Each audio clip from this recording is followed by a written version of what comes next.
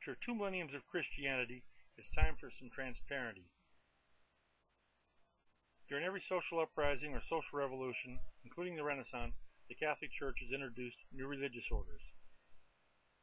The four I'd like to talk about are the Benedictine, the Franciscan, the Jesuit, and the Illuminati. After Constantine the Great's glorious battlefield victory with a cross in the sky, Christianity was about to become the religion of the noble class. King Charlemagne decreed Saint Benedictine to standardize the religious practices. This was basically wrestling away the grassroots effort of the women who ministered the faith for the last 300 and 400 years.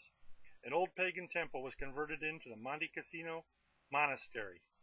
For the next 300 years, the non-believers and the peasants were encouraged to huddle around the monasteries and churches of this noble class religion, from protection from the feudalistic wars that were spreading across Europe at the time.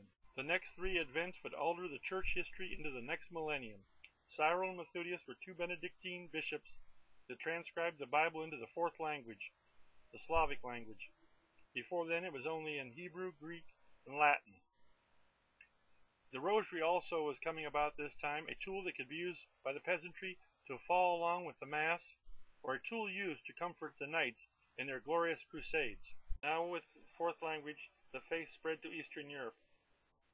The dominion of Christianity being at the new hub of Constantinople, Rome felt threatened.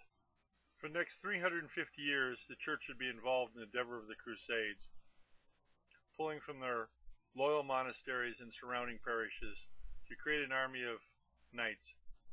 The most notorious were the Knights of Templar,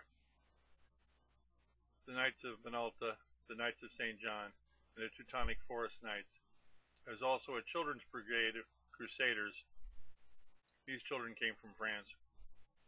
The Teutonic Forest Knights were organized out of the military wings of the Benedictine monasteries. Eventually the crusades would end with the near bankruptcy of the Catholic papacy. Jacques de Molay was the last of the Knights of Templar. He was brought up on charges of heresy and blasphemy before Pope Clemente V.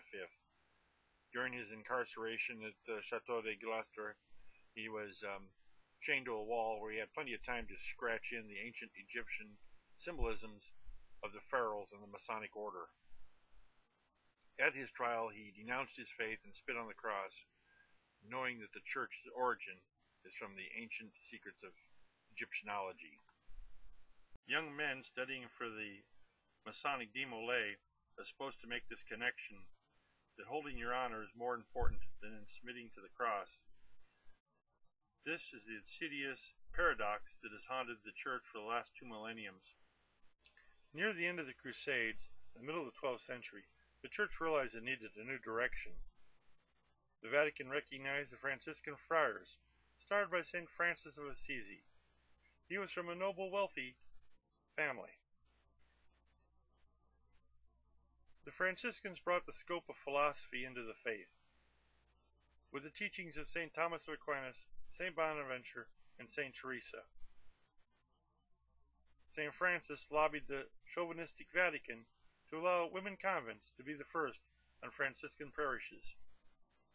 It wasn't long before the church realized they needed an honorary adversary. Pope Gregory IX kicks off the Inquisitions to rid the religious state of heretics, Jews, the remaining Muslims, and witches. The origin of this was southern France, but soon engulfed Spain and all Central Europe. This is when the Jews fled to Eastern Europe. The noble class was also affected by these Inquisitions. They felt they paid the papacy good money for their parishes and dioceses, so they could levy taxes and tweak the faith for their culture. This is a Gothic era of the church. Easter's getting too close to Christmas. Copernicus and Clavos readjust the calendar. The papacy realizes they need math and science in the faith. On walks Ignatius of Loyola. The Renaissance is underway. The Jesuits become the educators of the faith. Euclidean math is locked away in the monasteries. The Italian Renaissance is bringing the arts and sciences to the Gothic cathedrals across Central Europe. The Spanish crown and the papacy try to accumulate all the wealth from the New World. The Jesuits become the navigators for the conquistadors, while the Franciscans are left the laborious job of missionaries and colonizing the indigenous people of the West. One of the elite of this esoteric cadre was Adam Weissel. He was Jesuit trained and prepared to start the new religious order of the Illuminati. But the papacy put a Knetsk on it. He vowed revenge. Within a short time, the fever of revolution spread across Central and Eastern Europe, with the toppling of the Christian monarchs reinventing themselves with democracies and new forms of republics. The escaping monarchs reinvented themselves with new flavors of Christian religions.